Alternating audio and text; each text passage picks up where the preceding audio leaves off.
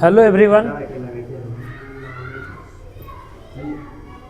आज हम लोग क्लास 10th में मैथ विषय के अंतर्गत एक्सरसाइज 13, क्योंकि हम एग्ज़ाम की दृष्टि से उन्हीं टॉपिक को चूज कर रहे हैं जहां से कि आपको प्रश्न बनते हैं। क्योंकि इस समय जो है कि केवल लॉन्ग वीडियो देखने का समय नहीं है, केवल आपको main topic wise concept clear करना है।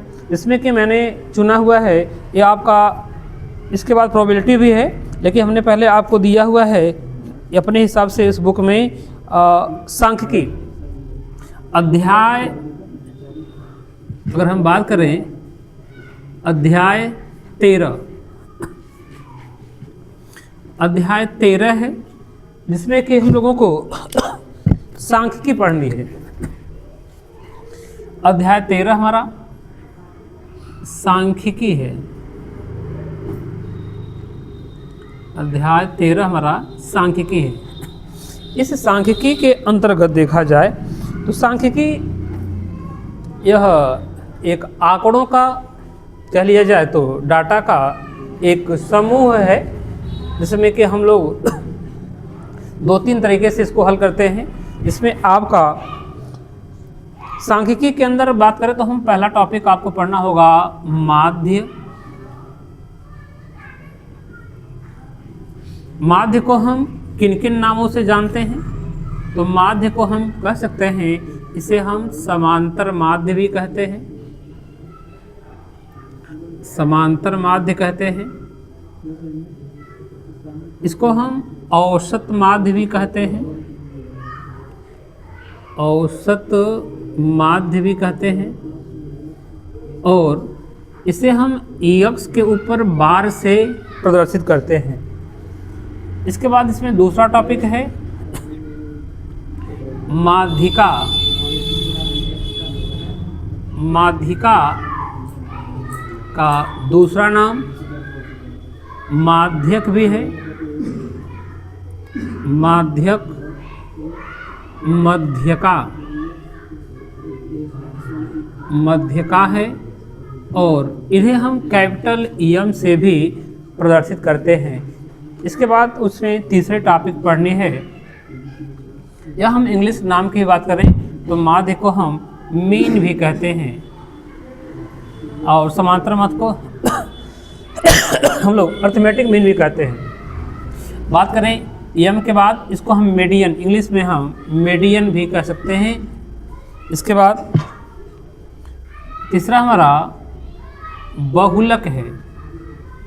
यदि हम बहुलक की बात करें तो हम बहुलक को हम Z से प्रदर्शित करते हैं, और इंग्लिश में इसको हम मोड भी कहते हैं। ये तो सांख्यिकी के अंदर।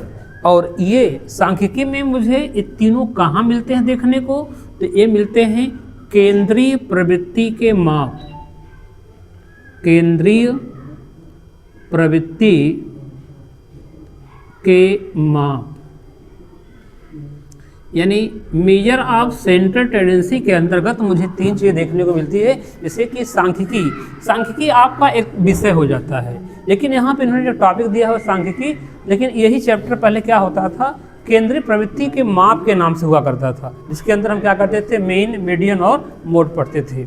इनके हम बारी बारी से सभी सूत्रों को जानेंगे, और इनमें संबंध का जो फार्मूला है, ये तीनों के संबंध का भी फार्मूला हमारे सामने है, तो मैं यहाँ पर दे रहा हूँ। तीनों के संबंध का जो फार्मूला है वो क्या है, उसको इंग्लिश में लिखेंगे mode equal to 3 median -2 mean. ये तीनों के संबंध का फार्मूला है, इसको भी आप रखिएगा। ये कॉम्पिटिटिव एग्जाम में आपको देखने को मिलेगा, ये ऐसे नहीं मिलता है।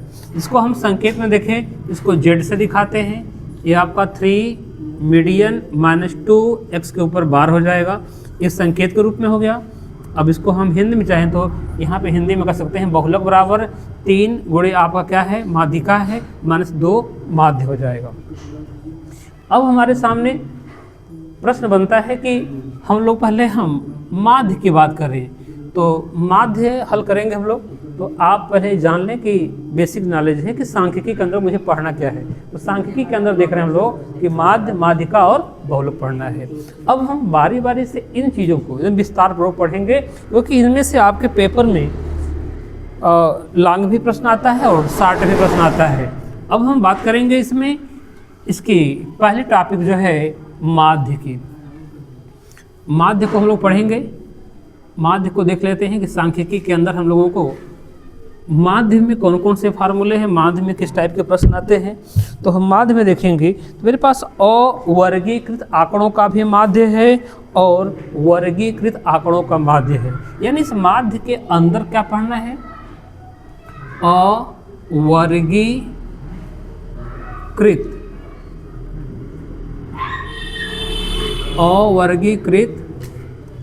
आंकड़ों का माध्य, आंकड़ों का माध्य।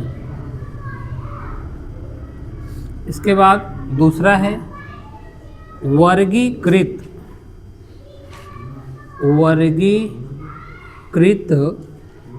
आंकड़ों का माध्य,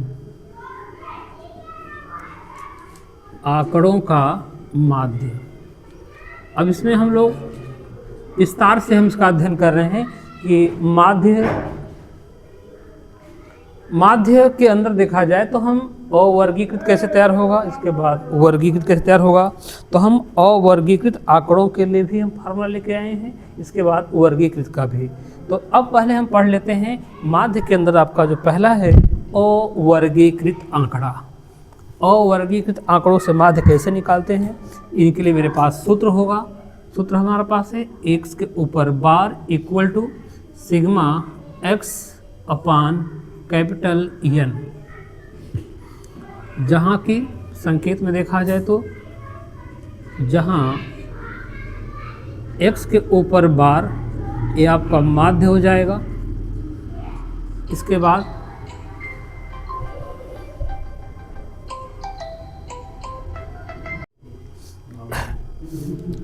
x के ऊपर बार को हम माध्य कहेंगे। सिग्मा x इक्वल टू हो जाएगा पदों का योग, n क्या है, कैपिटल N है, पदों की संख्या, पदों की संख्या। अब इस पर हम लोग अवर्गीकृत आंकड़ों के माध्य पर हम लोग एक दो क्वेश्चन लेके आएंगे कि अवर्गीकृत आंकड़ों से माध्य कैसे हल होता है। इसमें 1 नंबर का प्रश्न आपको फिक्स है, इस फार्मूले को आप देख सकते हैं। इसमें हम लोग एक प्रश्न नोट कर ले रहे हैं, बल्कि हम इसको रहने दें यहीं पे, मैं नोट कर दे रहा हूँ यहीं पे। कह रहा है कि 1 से 10 तक की धनात्मक सम संख्याओं का समांतर माध्य क्या होगा। यानी यहाँ पे आपका क्वेश्चन है, कह रहा है कि 1 से 10 तक की धनात्मक सम संख्याओं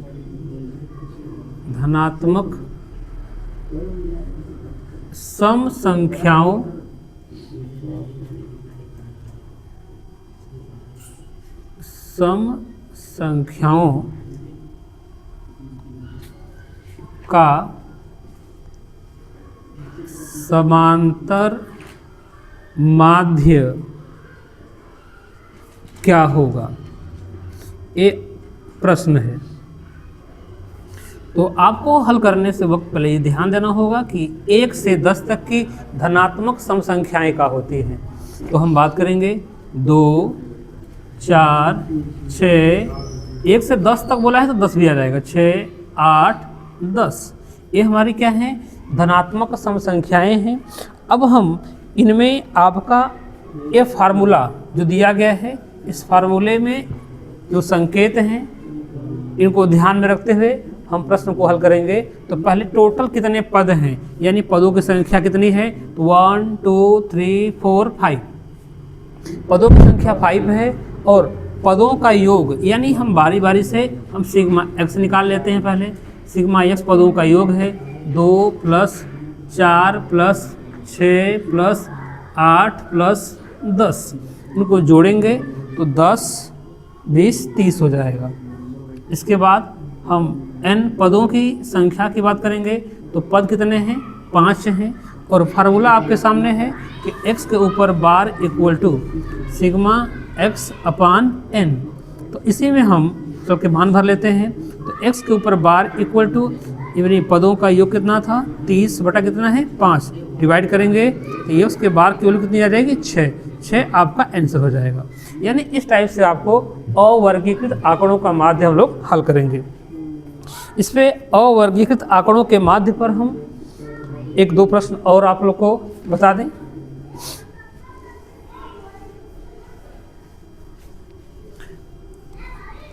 आने वाले समय में व्यक्ति का जो माइंड है ना, मूड भी है ना, तो उसको भी स्टील का बनाना पड़ेगा कि मूड डिस्टर्ब ना हो। किसी बात को लेकर के माइंड डिस्टर्ब हो जाता है।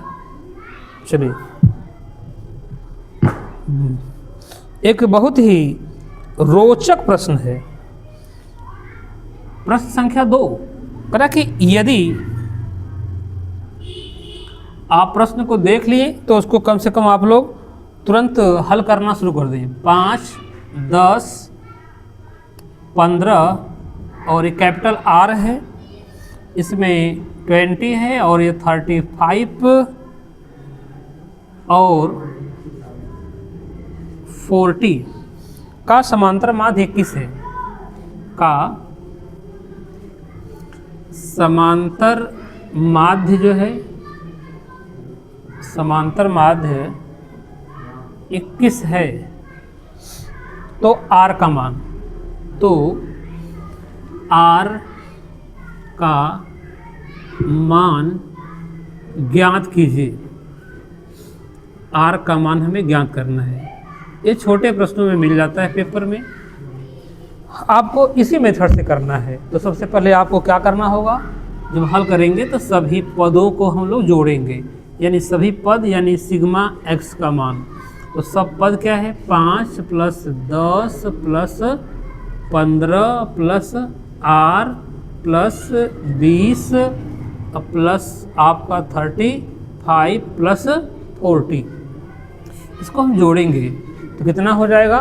तो हम देखेंगे 35 और 5 40 हो जाएगा, और 40 और 40 कितना हो जाएगा 80, 80 20 100 यानी 125, इसको जोड़ेंगे तो 125 प्लस R हो गया। अब हमें नंबर ऑफ टर्म कितने हैं, 1 2 3 4 5 6 7, टोटल 7 हो गए। और x के ऊपर बार की वैल्यू कितनी दी गई है, ये आपका 21 दे दिया गया है। अब सीधे फार्मूले में आ जाते हैं। x के बार इक्वल टू सिग्मा x अपान क्या है, कैपिटल N है। x के ऊपर बार की वैल्यू हम देख रहे हैं कि 21 दे दिया है, तो सिग्मा x वाले में कितना आया था 125 प्लस R अपान N का मान कितना है आपका है 7 है। अब क्रॉस मल्टीप्लाई कर लेंगे, 7 यहाँ पे इसका मान है, तो 7 1 जा 7, 7 2 जा 14 और 1 2 5 प्लस R, इसको उधर माइनस कर लेंगे तो 147 में से माइनस करेंगे 125 इक्वल टू कितना आ जाएगा R। तो 7 में से 5 जाएगा, कितना बचेगा 2, 4 में 2 जाएगा 2 और आपका R, यानी अब हमें मिल गई R की वैल्यू कितनी हुई 22, ये आपका आंसर हो गया। यानी इस तरीके से हम समांतर माध्य में अवर्गीकृत आंकड़ों को हल कर सकते हैं। यानी समांतर माध्य में अवर्गीकृत आंकड़ों को हल करने के जो तरीके हमारे हैं, आप इसके माध्यम से कर सकते हैं। अब हम लोग अगले वीडियो में आप लोग को अवर्गीकृत की जगह वर्गीकृत आंकड़ों से समांतर माध्य हल करने के लिए जो भी सूत्र होंगे सूत्र देंगे, इसके बाद उसमें जो भी सलूशन होगा सलूशन दिया जाएगा। अब नेक्स्ट वीडियो में धन्यवाद।